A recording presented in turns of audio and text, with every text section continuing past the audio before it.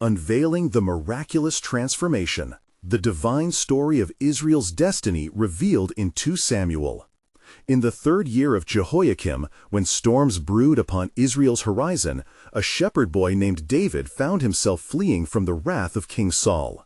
As the sun dipped behind the rolling hills, casting long shadows over the wilderness of Ziklag, David and his weary band of warriors sought refuge in the lands of the Philistines, a place he never dreamed would ever welcome him. Yet, there in a foreign land, whispers of the boy destined to unite a fractured nation echoed in the hearts of the downtrodden. David, a fugitive with a divine calling, bore the weight of Israel on his shoulders. As night blanketed the sky, David settled beneath the stars, praying fervently to Yahweh for guidance. He sought strength and wisdom amidst trials that drove him into darkness.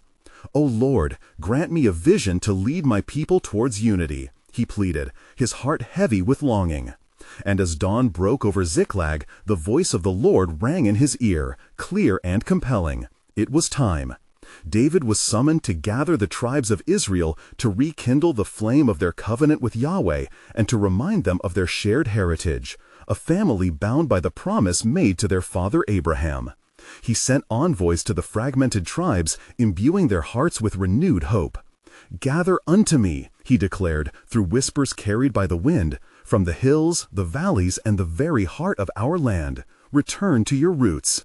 His call rippled through Israel, awakening the essence of unity amongst the scattered people, drawing men from far and wide who felt a stirring deep within their spirits. Standing before the men of Judah, David's voice rose like a trumpet, echoing with divine authority. "Let us remember who we are. We are the chosen, the heirs of the promise." Yet, even in this flash of hope, shadows of strife loomed.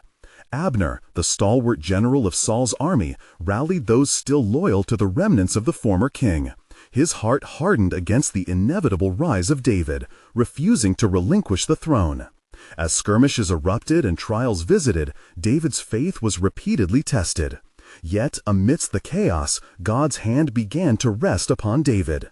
Victories came when least expected, and with each triumph, Yahweh's favor became apparent to the fractured tribes. Glimmers of faith ignited as they began to recognize the truth of the anointed king standing before them. But peace, like a fleeting whisper, was soon shattered. In a moment of betrayal, Abner fell, stealing hope and igniting a firestorm within Israel. Loyalty splintered as David mourned the loss of a once trusted ally, the shadow of division threatening to outweigh the light of unity. How can we heal when trust has been broken? He wondered, despair gripping his heart. Determined to rise above, David sought solace in the covenant that had been promised unto him. "Our God reigns," he declared, his voice booming through the valley.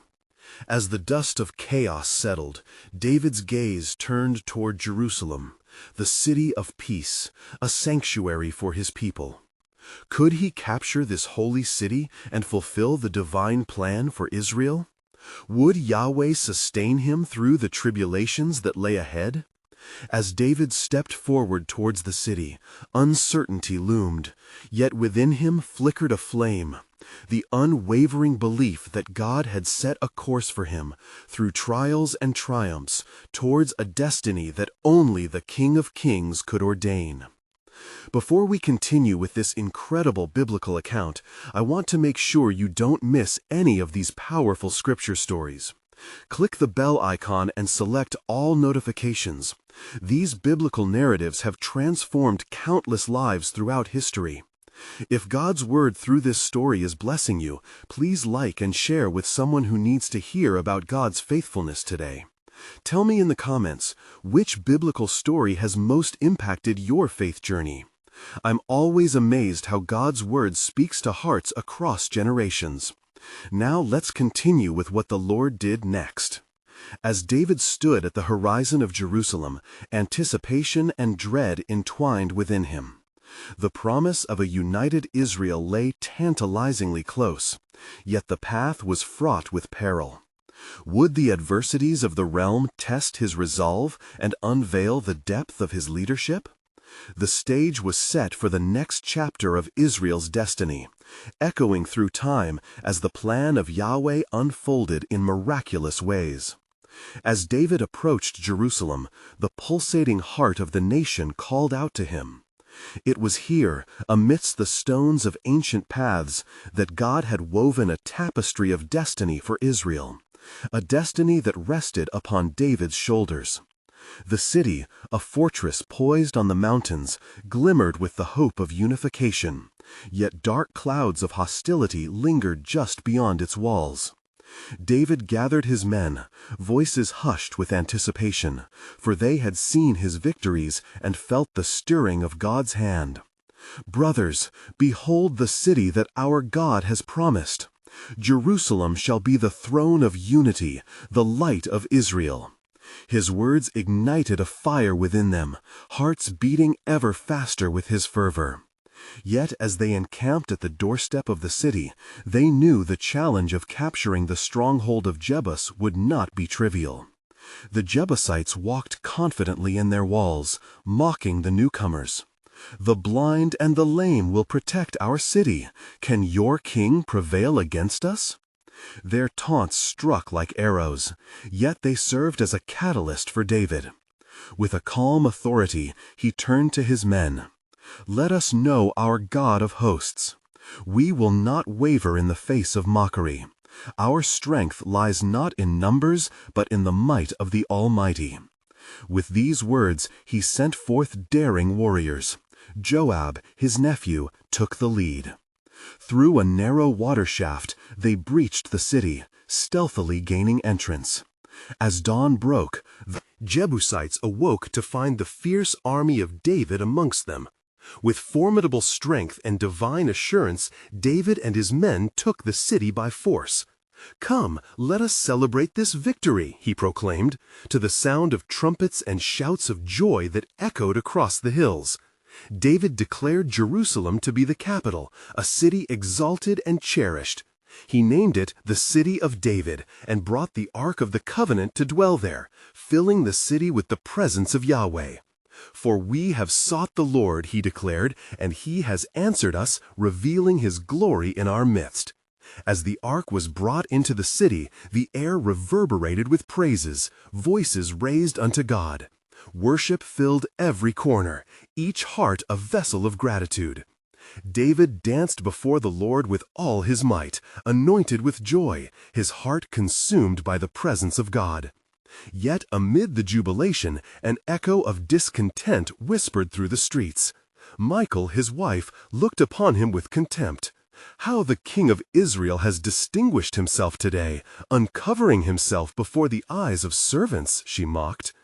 David, undeterred, turned his heart toward the Lord, rebuking her. "It was before the Lord that I danced. I will become even more undignified than this." The spirit of defiance that rose against him only served to fortify his resolve. For David understood that success would draw trials, but he also knew that every challenge held the promise of growth and deeper reliance upon Yahweh. As the days turned into weeks, David sought the face of the Lord. Inquiring of him, he sought direction for the nation and wisdom to govern. "O Lord," he prayed, "show me the path of justice. Guide me in the governance of this people." One day, as he sat in his palace, a vision unfolded before him. The Lord spoke, declaring that he would establish David's lineage forever. "From your seed shall arise a king whose reign will know no end." The weight of the divine promise sank deeply into David's heart. Could it be true? Would through him arise the Messiah, the Redeemer of Israel and of all nations? As David contemplated this profound revelation, the winds shifted outside. The unity that he sought was still in the balance, as enemies lurked at the edges and a nation still fractured awaiting healing. What other secrets lay in the heart of God for David and the nation? How would this anointed king navigate the stormy seas of destiny? The path ahead revealed but a glimpse of God's grand design, a design that would span generations, beckoning the faithful to trust in his unshakable plan. And it came to pass that the news of David's triumph over the Jebusites spread throughout the land. The tribes of Israel, once divided, began to feel the stirrings of unity, drawn together by the promise of a king who sought the heart of God. Yet, as David established his reign, a new and grave challenge loomed on the horizon. While standing upon the walls of his newly claimed city, David beheld the vast landscape of his kingdom. But in his heart a question arose. How shall I govern such a people so diverse, each tribe steeped in its own traditions and grievances? Thus he called for a gathering, summoning the leaders from each tribe to Jerusalem, that they might speak and give counsel. As the representatives arrived, David's voice rang out, echoing with authority. O children of Israel, you have seen the mighty hand of the Lord, how he delivered us from our enemies and brought us to this place. Let us forge a covenant together that ensures peace and justice prevails in our land. The leaders, filled with hope yet cautious, questioned, What shall we do? How do we bind ourselves to one another and to you? David's heart swelled with the weight of responsibility, yet with faith in the Lord he replied, Let us establish a righteous code according to the law of God, that every man may know his part in our covenant. And thus the statutes were laid down before them, reminding each tribe of their obligation to the Lord and to one another. Yet among the crowd there rose a voice of discontent. It was a man from the tribe of Benjamin, a man named Sheba, who cried out, We have no part in David. To your tents, O Israel, let us return to our former ways. His words sparked division, a fire ignited that spread among those who longed for the old ways. In an instant, Israel was fractured once more, and David understood that the very unity he sought was under threat. With great urgency he commanded Joab, saying, Pursue this man, Sheba, lest he lead our brethren astray into the chaos of rebellion. Joab gathered men, and as they departed, David turned with a heavy heart unto the Lord. O God, guide us in this tumult. Grant us wisdom to mend the hearts of your people. In his solitude he sought the presence of the Lord, praying fervently that peace might once again reign over Israel. In the days that followed, Joab pursued Sheba to the town of Abel. It was there, amidst the gatherings of the people, the voice of wisdom rose from a wise woman. Why wage war against the king? She asked. Is it not better to resolve matters in peace? With her cunning words, she swayed the people, revealing God's hand in every situation. Meanwhile, David mourned the discord among his people. He could sense the weight of the divine promise for his lineage being tested. Should the very nation he united now divide once more? Yet the Lord spoke to him as he prayed, assuring him that through perseverance the covenant would still prevail. As Joab returned victorious, the people rallied around David once more, recognizing the folly of their rebellion. Yet as David stood before them, a profound revelation dawned upon him. Each trial, every moment of discord, served as a confirmation of God's sovereign plan, a plan that would encompass not just their present, but generations to come. Behold, David proclaimed, the Lord has chosen us to be a light to the nations. From our struggles springs forth strength. Little did they know, the path to their destiny was but beginning. For the promise of a king greater than David was yet to unfold, shrouded in mystery, awaiting the appointed time of revelation. What awaited Israel on the horizon as the tapestry of divine promise continued to weave through their story? The hearts of men and women stirred as the echoes of eternity beckoned them closer toward the fulfillment of God's ultimate purpose. And it came to pass that David's heart was stirred by the unifying covenant, yet he bore the weight of uncertainty. As he sat upon his throne, he reflected upon the days ahead, knowing that peace must prevail and the people must be forthright in their walk with the Lord. David called for his priests, Zadok and Abiathar, saying, Bring forth the ark of the covenant, that I may inquire of the Lord. For in his presence lies our guidance, and in his law our strength. The priests obeyed, and the ark was brought into the city with great rejoicing. The people filled the streets with songs of praise. Blessed be he who comes in the name of the Lord. They danced before the Lord, and David's heart was lifted, for he felt the presence of God among them.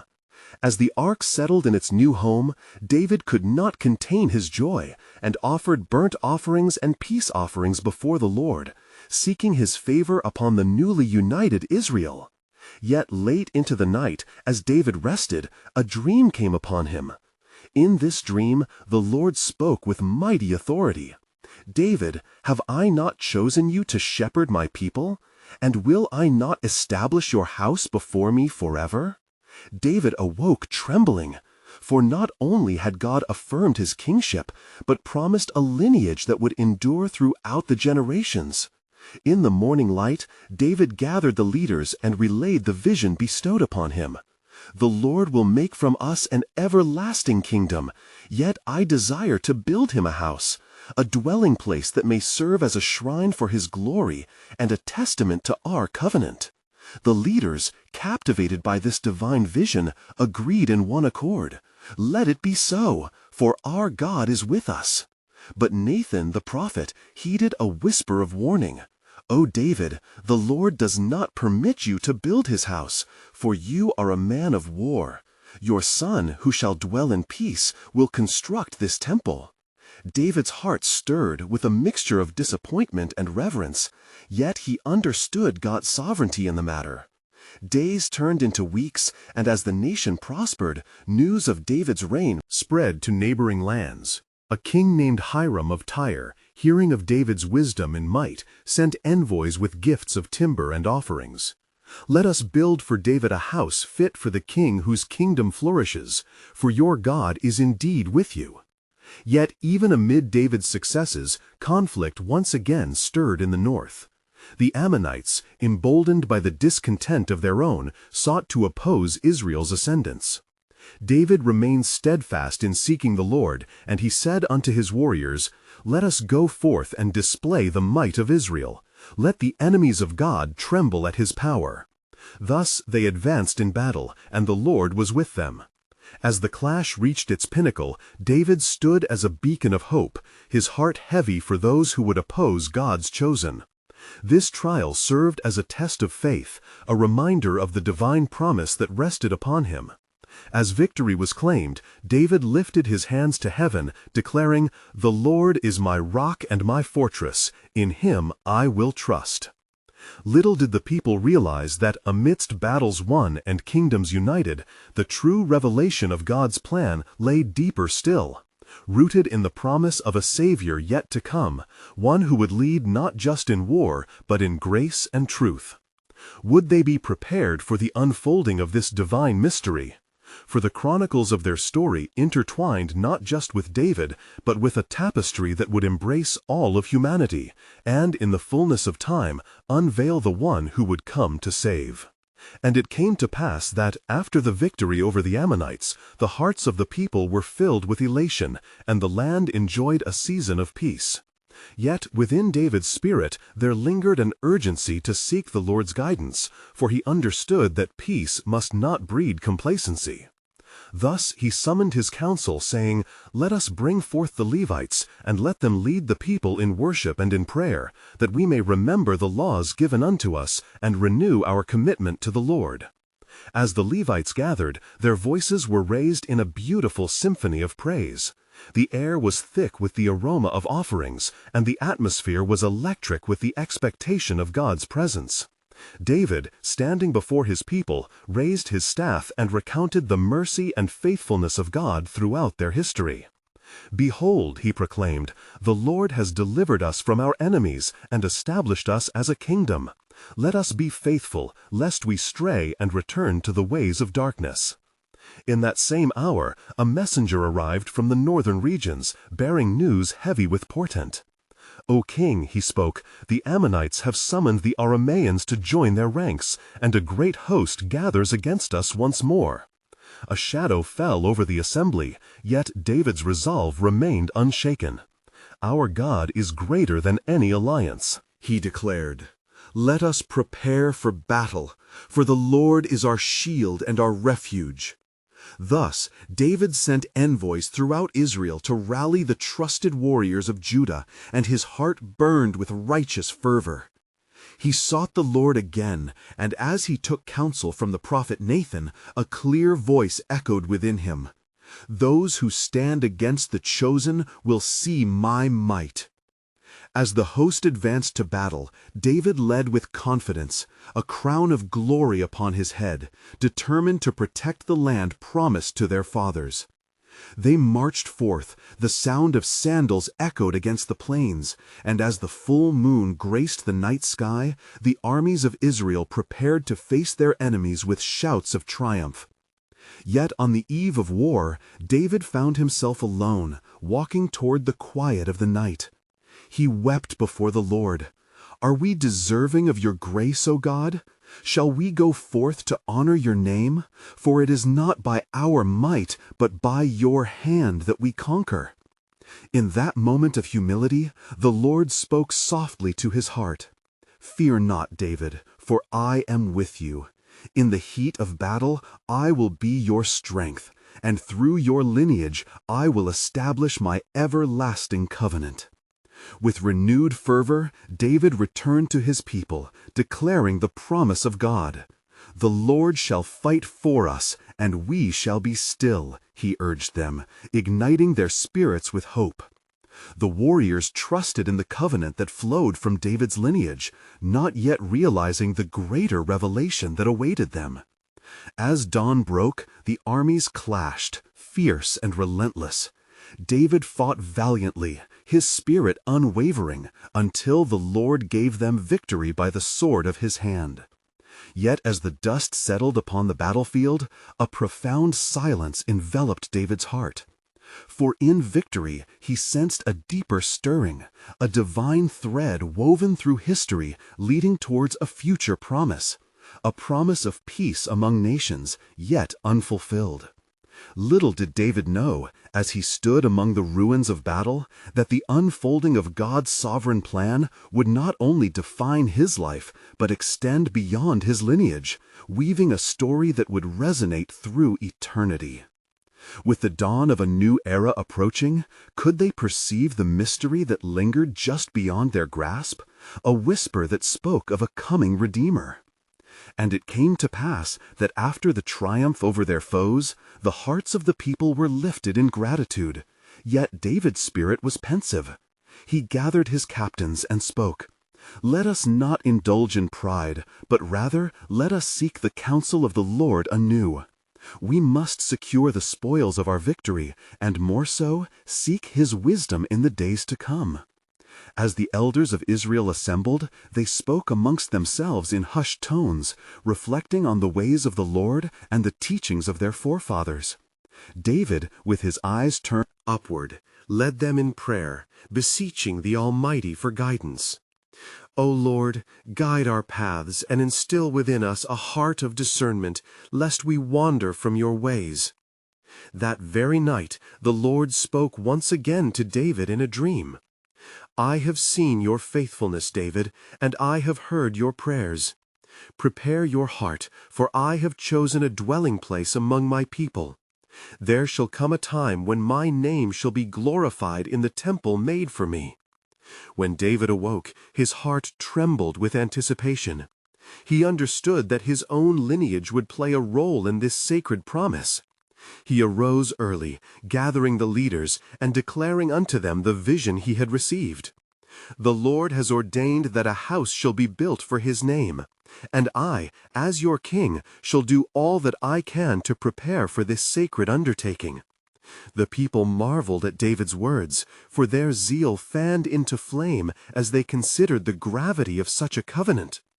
With joy and fervent appreciation, they began to collect offerings, gold, silver, precious stones, and fine linens, with the hope of constructing a dwelling fit for the presence of God among them.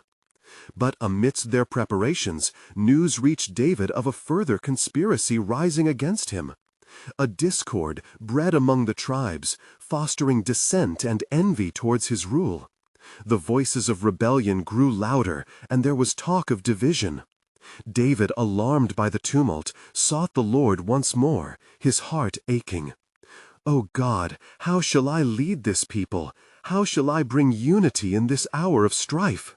The Lord answered him, saying, "Fear not, for I am a banner of peace over you. Though the hearts of men may waver, I will fortify your rule, and the rebellious shall not prevail. In the days to come, I will establish a throne forever in your lineage, bringing forth one who shall reconcile the nations to me." As the days passed, David rallied his forces and sent emissaries to the tribes, pleading with them to lay down their arms and to seek peace rather than conflict. "Let us not destroy what the Lord has fashioned. Together we are one people beneath his covenant." And just as the tides of dissent seemed insurmountable, the Lord stirred among the hearts of the leaders, and a spirit of reconciliation began to take root. Unity blossomed from the brink of division, flourishing as each tribe recalled their covenant bond. In this backdrop of turmoil transformed into harmony, the path of destiny unfolded further still, weaving through David's heart like a river seeking the sea. Thus, as his days were filled with hope amid trials, David discerned that the seeds of promise were being sown, not merely for the present, but for an eternal purpose to come, one that spoke of a peace that would surpass all understanding. And as he gazed at the horizon, a holy spark ignited within him. Could one who would restore all things be closer than ever imagined?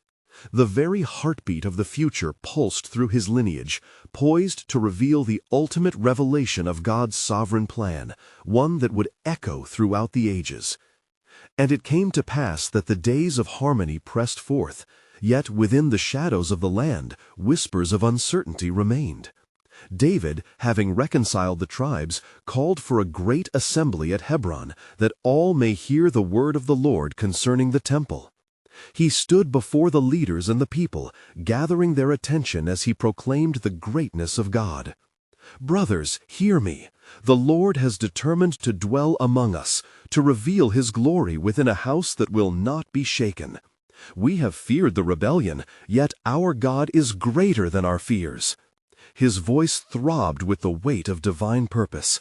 "Let us build a sanctuary for the living God, that all may know his name and the might of his wonders." At these words, the hearts of the people soared, and they responded in unison, "Let it be as you say. We shall labor for his name with every fiber of our being." Thus, they began to prepare for the construction, gathering artisans and skilled workers, determined to make a glorious dwelling place. Yet not all were in accord. Even as excitement grew, there emerged among the discontented a man named Sheba, son of Bichri, a Benjaminite. He raised his voice above the crowd, proclaiming, "We have no share in David. We have no inheritance in the son of Jesse. To your tents, O Israel!" His words kindled the fires of division anew, igniting the bitterness that had lain dormant. David, confounded by this unexpected turmoil, sought to act with wisdom. He commanded his men, "Pursue Sheba, lest his rebellion lead to greater chaos in our land." And Abishai, the son of Zeruiah, took his brother Joab and rallied the loyal men of war. As they marched upon the city, David then turned to the priests and said, "Take the ark of God and return it to its place among the people. For the house is not yet made ready, but let none be cut off from the love of the Almighty because of foolish quarrels."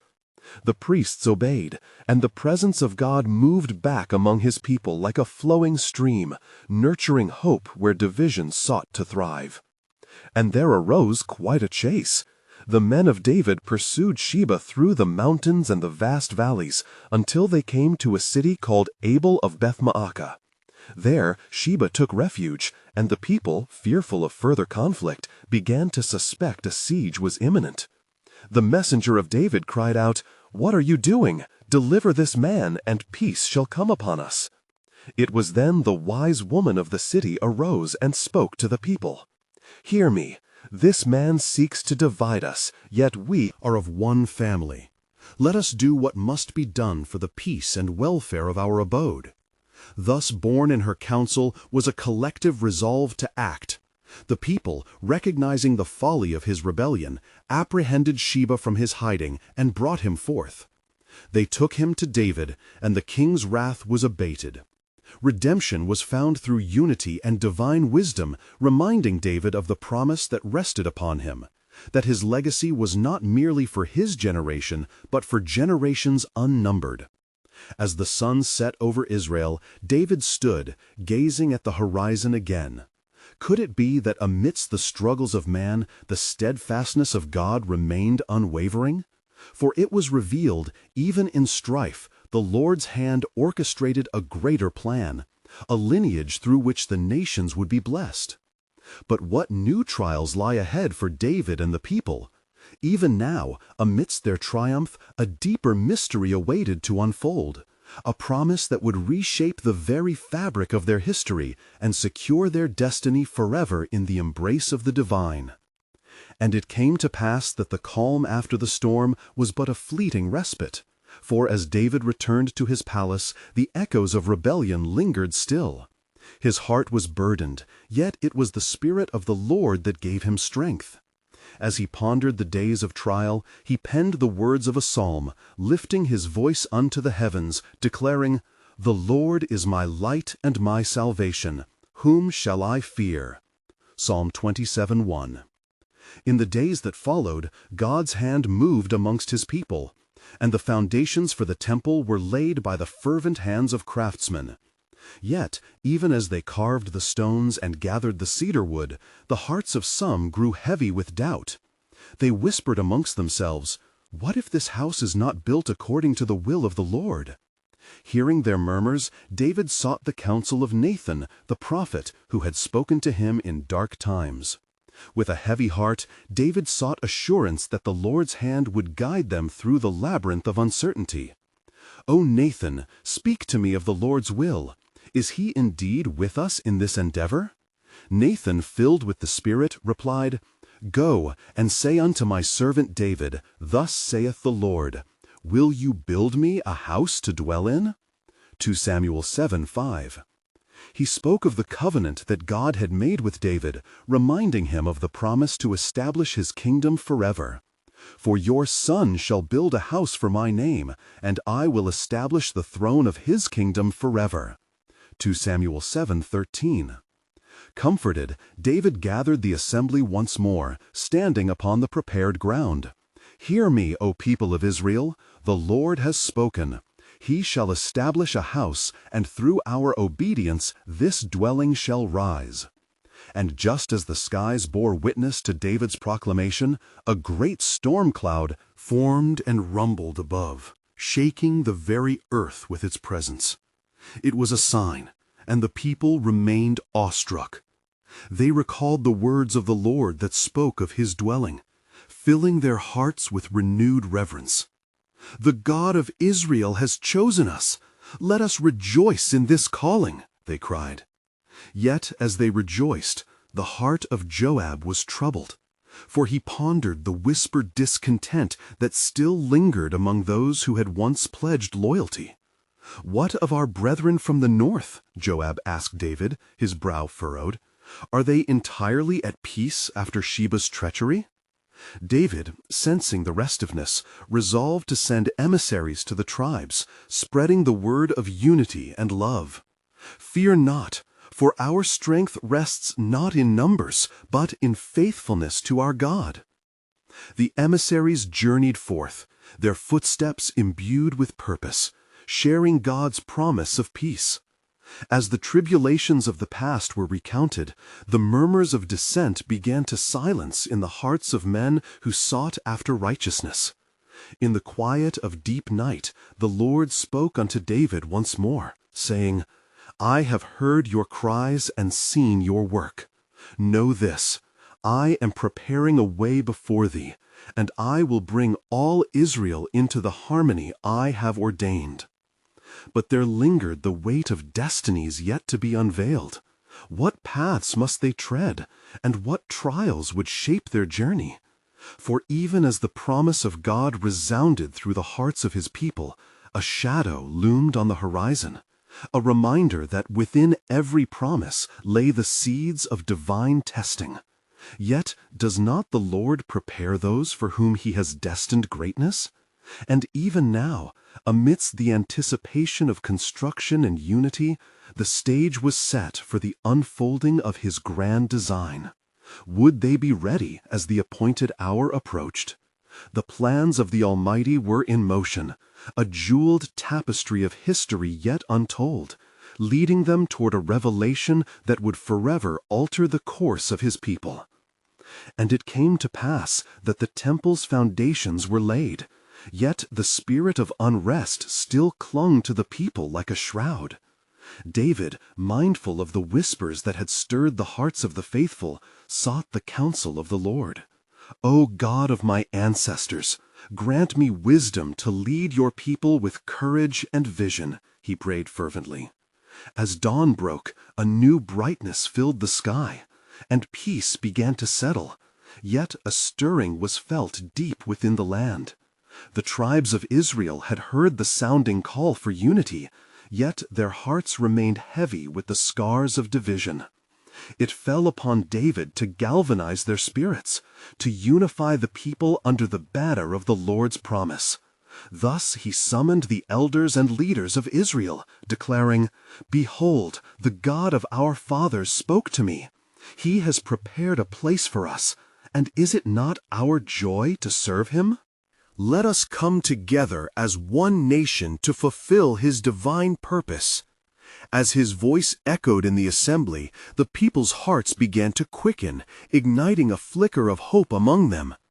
"Our God shall lead us, and we shall not falter," they proclaimed.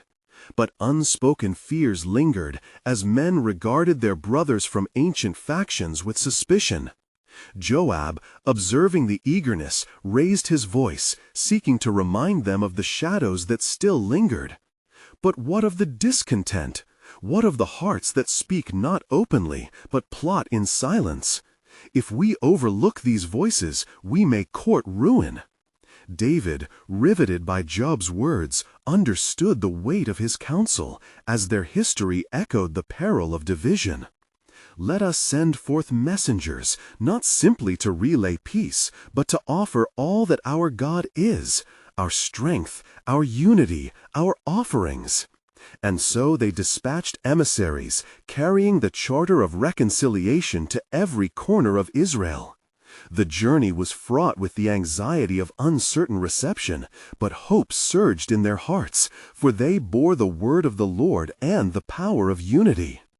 Days turned to weeks, and upon their return, the same air of discontent lingered, but a wise man spoke. "Behold, I have seen with my own eyes the hearts of our brethren renewed. They desire healing and a future." Through this, the Spirit of the Lord fell upon David as he proclaimed, "This is the Lord's doing. It is marvelous in our eyes." Psalm 118:23. He convened yet another assembly. All of Israel gathered before him in a solemn moment, raising their voices in song. They sang of restoration, and as they did, a sound like rushing waters filled the place, a divine affirmation of their praises. But there loomed yet the trial of greater depth, a rival, encroaching from the north, known as Aram, who had marked the territory of Israel with disdain. Amid the celebration, David was made aware of this threat. The news was brought by a weary traveler, who spoke with haste. "The Arameans have rallied, and their hearts are bent upon our ruin." Undaunted, David took counsel before the Lord, and the reply came like fire upon his heart. "Fear not, for this battle is not yours, but the Lord's." 2 Chronicles 20:15. With renewed strength and confidence in God's promise, David rallied his warriors, their spirits ignited by the certainty of divine intervention. Let us prepare, for with God's favor we shall conquer, and the peace we seek shall blossom into a garden of worship that shall grow evermore." As the armies of Israel prepared for battle, the heart of David swelled with fervor, knowing he walked in the path laid out before him. But what would the encounter reveal? What unforeseen intricate threads would weave through the battle, transforming the destiny of a nation? For with every challenge faced laid the greater possibility of unveiling God's ultimate plan, an incomprehensible tapestry of grace and victory woven through trials. Yet to come. As the sun set over the land, a shadow darkened the horizon, a reminder that greatness demands sacrifice, and every promise unfolds in the light of faith tested. And it came to pass that the air thickened with expectation, for David, stalwart in his faith, prepared to confront the threat of the Arameans. Gathering his warriors upon the battleground, he raised his voice, "Hear me, O Israel! The Lord of hosts is our deliverer. He has led us through trials, and we shall stand firm against our enemies." With a heart emboldened by divine assurance, David sought the presence of the Lord. "O God, fight for us. Let not the enemy prevail, but show forth your glory among us." And just as the sun bathed the land in golden hues, David felt the mighty hand of the Almighty rest upon him. As the clash of armies began, the skies darkened with the weight of battle. The ground trembled beneath the feet of the warriors. Yet amidst the chaos, David remained undeterred. "Our strength lies not in our might, but in the God who fights for us," he proclaimed, holding fast to the covenant promises that surrounded him like a shield. Yet in the throes of the battle, the hearts of men wavered.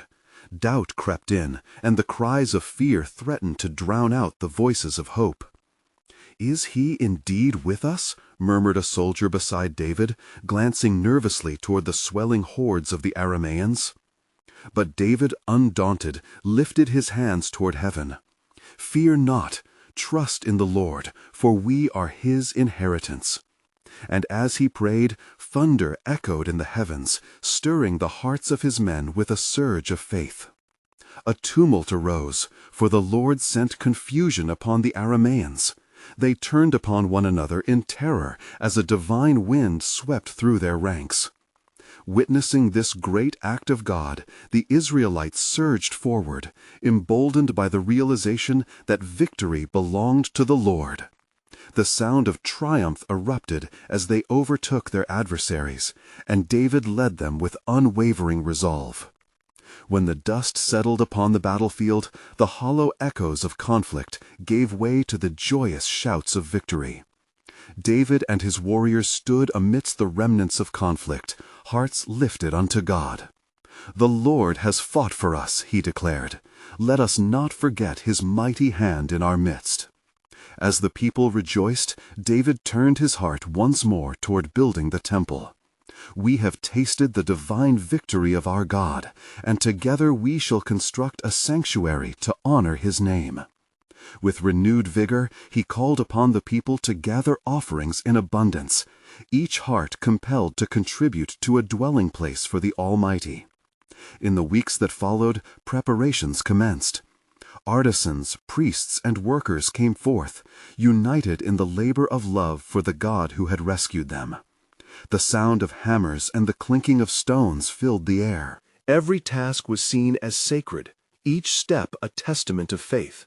Yet amid this divine endeavor, dark clouds of discontent reappeared as the remnants of rebellion simmered in the hearts of those who had not embraced the unifying spirit of David's kingship. "We will not endure this temple. Our hearts are set upon the old ways," cried a man of Benjamin, invoking memories of division. David, sensing the creeping strife, called upon the wise leaders of Israel, saying, "We must address this division with love and grace, for our unity is our strength." Thus he gathered the tribes to his palace, reminding them of the faithfulness of God and the covenant that bound them together, not merely through blood, but through a shared destiny. God is weaving us into a mighty tapestry, he implored, a vessel for his glory. Let us not sever the threads of harmony, but strengthen them through righteous deeds. Moved by his words, the leaders stepped forth, their hearts swelling with purpose. We shall renew our commitment to the Lord and to one another. We are one people under this mighty banner. To solidify their unity, they entered into a renewed covenant at the edge of the city where the temple would rise. Each tribe committed themselves to this divine mission, vowing to dwell together in peace and love. And as they laid the first stone of the temple, a great cloud filled the skies, a sign of Yahweh's presence among them. The people could feel the excitement electrifying the air as they sang praises to God, their voices rising like incense before the throne of the Almighty. "Blessed is he who comes in the name of the Lord," they proclaimed, the words echoing off the very stones that would soon bear witness to the glory of God. As David surveyed the beauty of the temple's foundations taking shape, he felt a profound stirring in his heart. Yet as his spirit soared, he was reminded of the promise that echoed through eternity, the future king who would reign forever, the Messiah whose lineage would transcend time. In that moment, he understood. Every sacrifice made, each trial endured, served a purpose far greater than themselves. The temple would be a beacon of hope, an everlasting testament to the faithfulness of God. And as the sun set over the horizon, casting a warm glow upon the temple's foundation, David knelt in prayer. "O Lord, may this house be filled with your presence, and let your eternal purpose unfold through our lineage, giving glory to you forever." In this, the ultimate journey towards redemption began, blessings flowing through generations, revealing the heart of God in every story woven along the way. Beloved, as the pages of this divine narrative reflect the glory of God's plan, let us be inspired in our own lives to embrace his promises, to build our own temples in service, love, and faithfulness to the King of Kings. Today, I invite you, subscribe immediately to our channel to not miss the next powerful biblical stories that will ignite your faith and enlighten your journey. This is the moment to help spread biblical truth. Leave a like now to elevate God's Word through the blessing of sharing, and comment below with your spiritual reflections and how this incredible story has impacted your faith. Don't wait even one more second to share this powerful testimony with at least 5 friends who need to hear God's truth. Only true believers understand the importance of supporting biblical content through these actions to reach more souls for Christ. In the name of Jesus, let us spread his love together.